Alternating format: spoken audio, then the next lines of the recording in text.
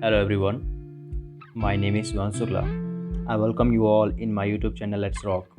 Here I am with the 15th part of the running video series. This part contains solution of next 25 questions of Sagar University 2020 question paper from question 51 to 75. This video series will be helpful for every geology student. So before starting today's video, if you are new to the channel, please make sure to subscribe and share it among your friends. Let's start. First question says, graphite of workable quantities can be extracted from.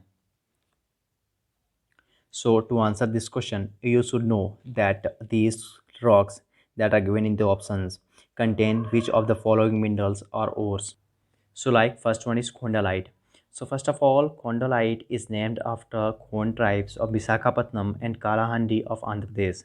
Now, it often contains graphite deposit of commercial importance. And question is also asking about graphite of workable quantities. So graphite of workable quantities can be extracted from Khondalite rock. Now, I told you that Khondalite is named after Khond tribes of Visakhapatnam and Kalahandi of Andhra Pradesh. So the correct answer of this question will be Khondalite. Now let's check the other rocks also, that these rock contains which of the following minerals or ores, like Charnokite. Charnokite is a granite rock and it's a hyperthin bearing granite containing blue quartz and feldspar, and because of the presence of blue quartz it is sometimes also referred as blue granite. Now next is leptinite. Leptinite is a fine grained granulite facies rock. Now if it's a granulite facies rock, it is clear that it's a metamorphic rock and it consists of quartz, white mica, garnet and tourmaline. Next option is basic granulite. Basic granulite contains OPX, CPX, hornblende, and piezochroic feldspar. Now, as far as the question is concerned, the correct answer is Khondalite. Next question is the age of Niveli lignite deposit is. So in previous part, we have seen a question like the question was asking about the age of Palana lignite deposit. So the age of Palana lignite deposit was Eocene, and the age of Niveli lignite deposit is Miocene. So the correct answer of this question will be Miocene. Now next question is mineralogy of which of the following contact metamorphic facies is similar to that of high-grade amphibolite facies. Now, see, there are counterparts of high-grade metamorphic facies in contact metamorphic facies, like counterpart of amphibolite facies, that is its composition of amphibolite facies will be similar to hornblende hornfels facies, which is of contact metamorphism. So we cannot differentiate between hornblende hornfels facies and amphibolite facies in respect of its composition in case of mafic assemblage. In a similar way, we cannot differentiate between albite epidote hornfels facies and green cyst facies. Like say, albite epidote hornfels facies is a contact metamorphic facies and it's a regional metamorphic facies. So we cannot differentiate between these two facies in respect of mineralogical composition of mafic assemblage. So these two phases are the examples of regional metamorphism and contact metamorphism that we cannot differentiate between them in case of mafic assemblage. So like hornblende hornfels facies with amphibolite facies and albite epidote hornfels facies with grain-cyst facies. So the question is asking about amphibolite facies. So the mineralogy of hornblende hornfels facies is similar to that of high-grade amphibolite facies. So the correct answer of this question will be hornblende hornfels facies. Likewise, if this question were asking about green cyst facies, then the correct answer would be albite epidote hornfels facies. Now let's come to next question. Next question says, when cells are subjected to thermal metamorphism, the product formed is. Now, the point that you should notice here is, first of all, cell is getting metamorphosed. So there are two ways that cell either will get uh, metamorphosed due to pressure, and that is dynamic metamorphism, or due to both pressure and temperature, that is regional metamorphism, or only due to thermal metamorphism, that is also known as contact metamorphism. So if cells are subjected to thermal metamorphism or contact metamorphism, it will give rise to hornfels. Now, if you consider this phyllite, cyst, and amphibolite, so these three are product of regional metamorphism. Like phyllite and cyst, these are product of regional metamorphism of cell itself. And the increasing grade of metamorphism of shale in regional metamorphism is shale, slate, phyllite, schist, gneiss. Now, amphibolite is also a result of, or you can say, product of dynamothermal metamorphism. But the question is asking about thermal metamorphism, so the correct answer to this question will be hornfels. And the texture that we can observe in hornfels is granophysic texture or granophyls. Next question says the conversion eclogite to amphibolite is an example of. Now, eclogite is a high pressure temperature rock, while amphibolite is medium pressure temperature rock. Now, the conversion is taking place from high pressure temperature to medium pressure temperature condition. So, if a conversion is taking place from high grade metamorphism to low grade metamorphism, then this conversion is defined as retrogressive metamorphism. While if a conversion, metamorphic conversion, is from low grade metamorphism or low pressure temperature condition to high pressure temperature condition, then this conversion is known as progressive metamorphism. But in this case, it's a conversion from high pressure temperature rock or high pressure temperature metamorphic rock to medium pressure temperature rock, that is lower than this. So this conversion is taking place from high to low. So this is clearly a result of retrogressive metamorphism.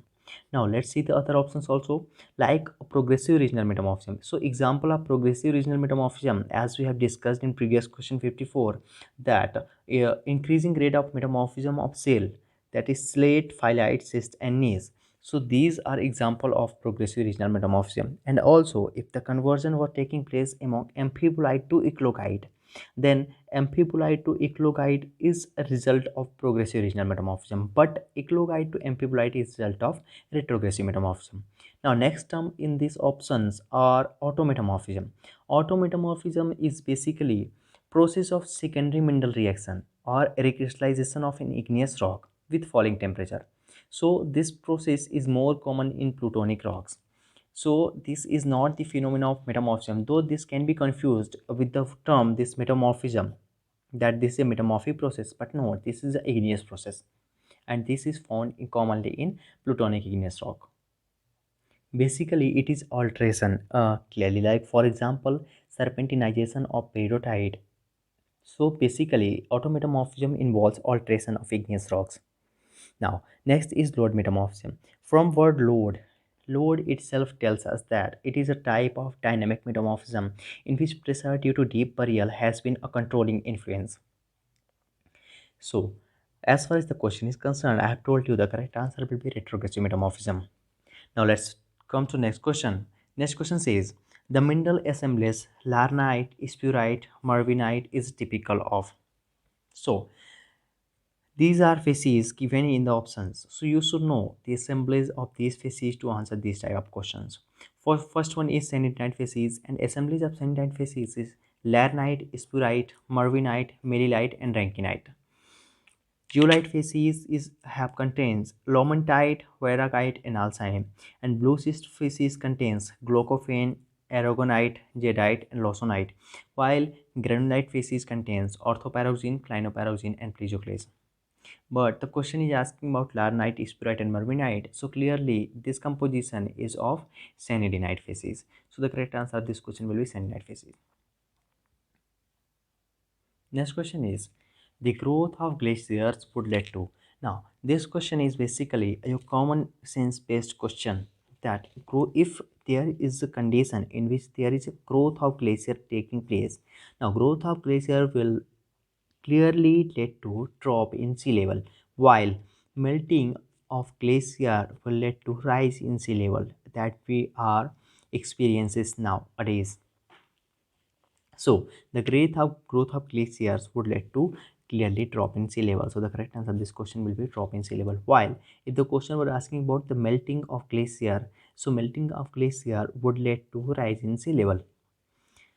Now next question is paleosols are indicative of which of these environments or conditions. So first of all, what is paleosol? Paleo means ancient and soil means soil. So paleosol means ancient soil or fossil soil. That is the soil that has formed in the geological past.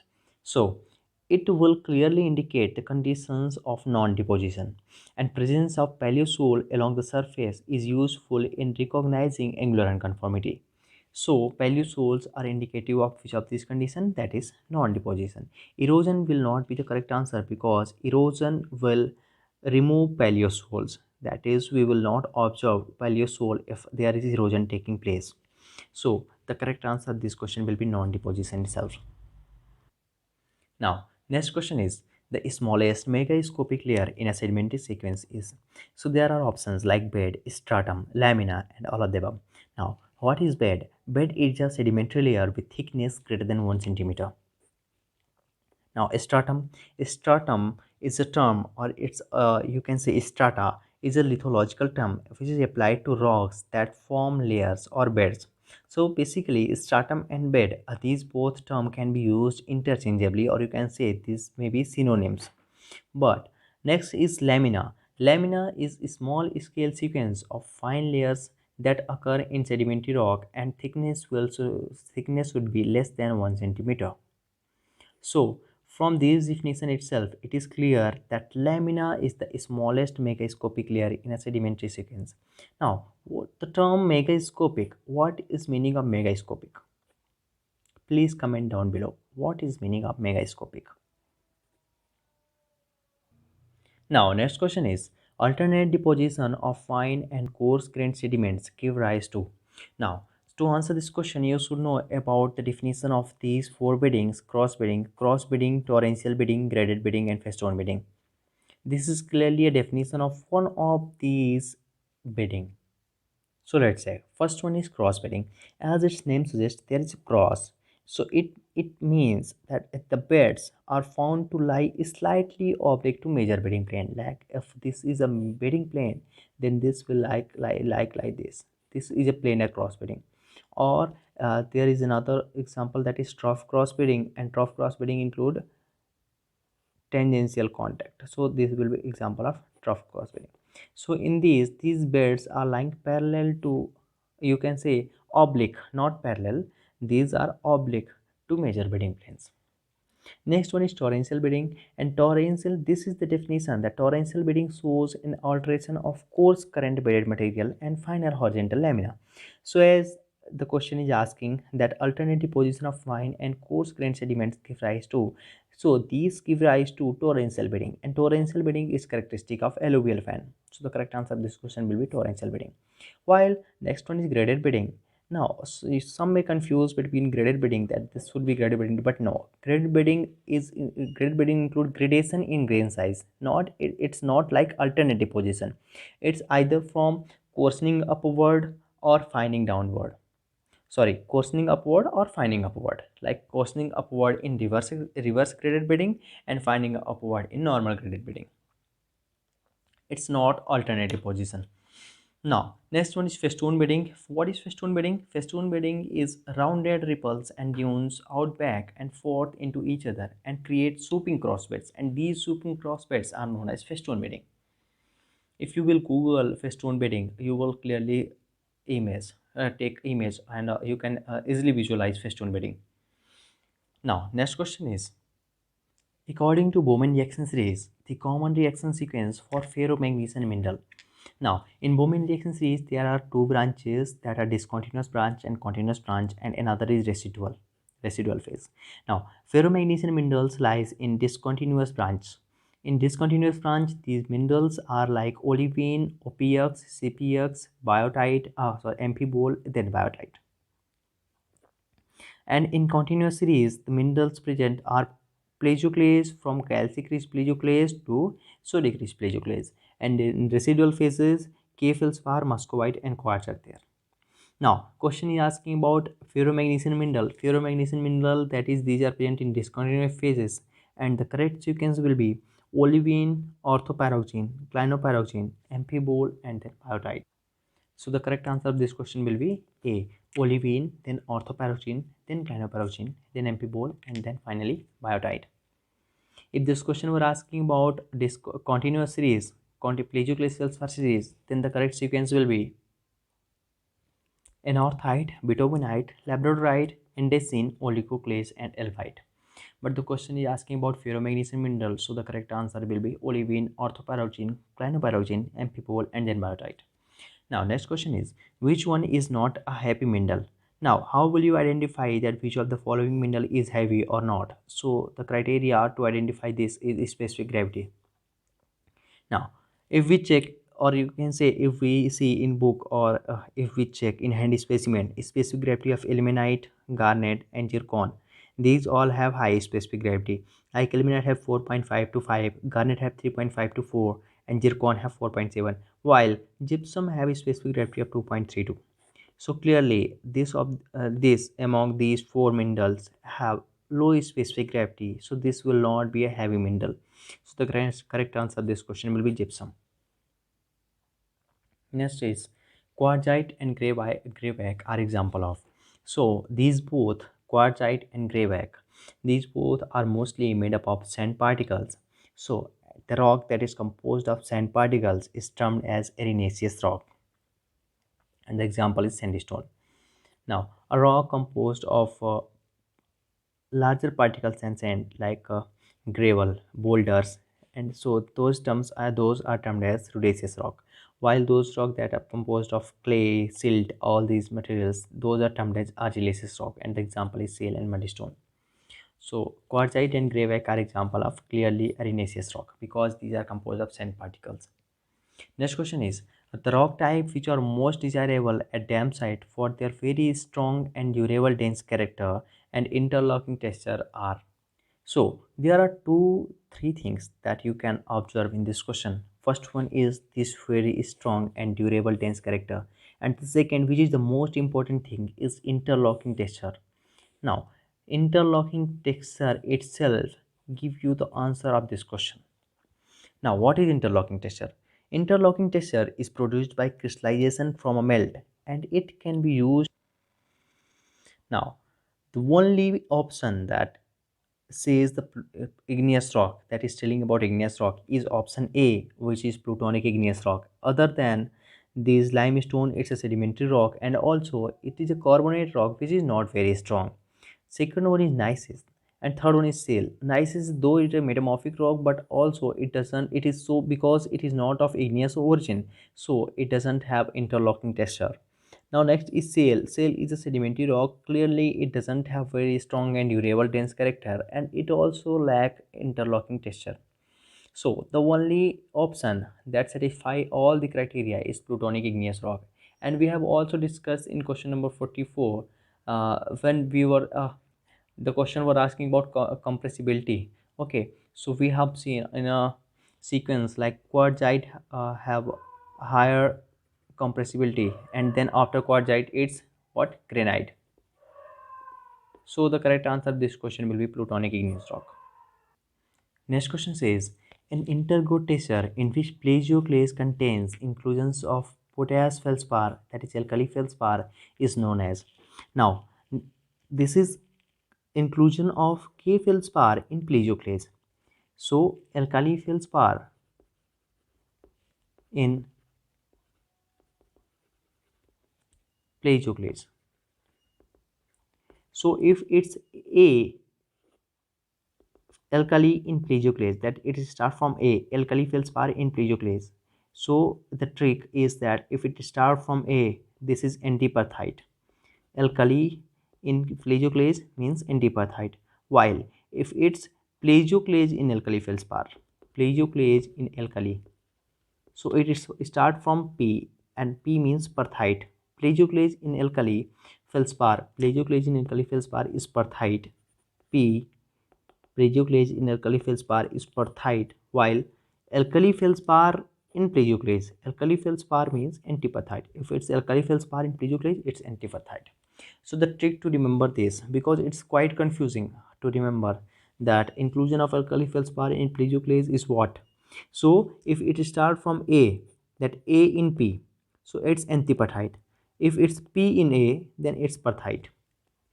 Okay, now next one is graphic. Graphic is intergrowth of quartz in microcline. Now next one is ophitic. Ophitic, it involves envelopment of plagioclase layers by larger clinopyroxenes. And so the question is asking about intergrowth texture in which plagioclase contains inclusion of potash feldspar. So the correct answer will be antiperthite. Now, next question is norite is a gabbroic rock in which. So, it is discussed in question number 12 of part 1 that norite difference in mineralogy between norite and gabbroids. So, clearly, norite is also a gabbroic rock and it contains orthopyroxene greater than clinopyroxene. Basically, in the text, you will see that the composition of norite will be OPX plus plegioclase only, that there will be no CPX present. But if you see in these options, second one is OPX less than CPX. This is clearly not the composition of norite because it's composition of gabbro. OPX equals to CPX may be present in websterite and OPX is absent. This is also not the condition for norite rock because OPX is present and OPX is dominant mineral. Okay, predominant mineral that is present in norite rock, so this is also incorrect. So the only option that is more appropriate here is OPX greater than CPX. Next question is the nebular hypothesis was proposed by. So nebular hypothesis was first proposed by Kant in 1755 and then by Laplace in 1796. Kant proposed the hypothesis in 1755 and Laplace proposed this hypothesis in 1796. So clearly, the nebular hypothesis was proposed by both Kant and Laplace but independently. So the correct answer to this question will be D. Next question is which one of the following states in India has the broadest continental shelf? So first of all, what is continental shelf? Continental shelf is the part of continental crust that lies under the ocean. Now, Tamil Nadu in India has the broadest continental shelf, and the question is asking about broadest. So, Tamil Nadu in India has the broadest continental shelf. But if you will consider the largest continental shelf, that is the largest continental shelf in respect of area, so the state will be Gujarat because Gujarat has the largest area of continental shelf present in India. So, question is asking about broadest continental shelf. The correct answer will be Tamil Nadu. But if the question were asking about the largest continental shelf, then the answer would be Gujarat. But here it's not. Next question says, in the Gondwana land, India was not adjacent to. So, in Gondwana land, India was adjacent to Australia, Antarctica, Africa, and Madagascar. But it was not adjacent to South America. Why? Because South America was in the left of Africa while India was in the right of Africa. So basically, Africa was separating India and South America. So clearly, India was not adjacent to South America. So the correct answer will be South America. Next question is exfoliation is most characteristically found in. So this is well known that exfoliation is a type of physical weathering and it's characteristically found in granite rock, not in all these. Next question is Sagar area MP is characterized by the presence of. So Sagar area is characterized by Deccan basaltic flow. That is, Sagar area has a very good columnar basalt. If you will, if you will get a chance to visit Sagar area, then you should go to Rajghat Dam. That area is characterized by a very good columnar joints, and this is because of Deccan basaltic flow. And basalt, because of basalt, weathering of basalt gives rise to black cotton soil. So, Sagar area MP is characterized by the presence of black cotton soils. Next question says, microscope used to identify minerals and rocks is called. So, there are four microscopes present here: petrological microscope, biological microscope, confocal microscope, and stereo microscope. So it is clear if you are geologist, you should know. If you are geology student, you should know that petrological microscope is used to identify minerals and rocks, while biological microscope is used to observe cells, tissues, and other biological specimens. Now, next one is confocal microscope. Please comment down below that for which purpose this microscope can be used. Next one is stereo microscope. A stereo microscope involve observation of insects or plant lives. So microscope that is used to identify minerals and rocks is known as petrological microscope. Next option is cone of light in the petrological microscope is produced by. Now petrological microscope, yeah, okay, petrological microscope, there are different parts of petrological microscope and working of the part is also different. So here four parts are given. First one is basically these are three parts, like eyepiece and oculars are a similar thing. Like ocular is a lens or that is eyepiece and it is used to provide magnification, while condenser, as its name suggests, it is also known as conoscopic lens. As the name suggests, it is used to produce cone of light by converging the light beam to a small spot. And the question is asking about cone of light in petrological microscope is produced by, so the correct answer will be condenser. Eyepiece, I told you that eyepiece and ocular are used to provide magnification. These are basically similar. Stage. Stage, it is used to place the min thin section of mineral which is under examination.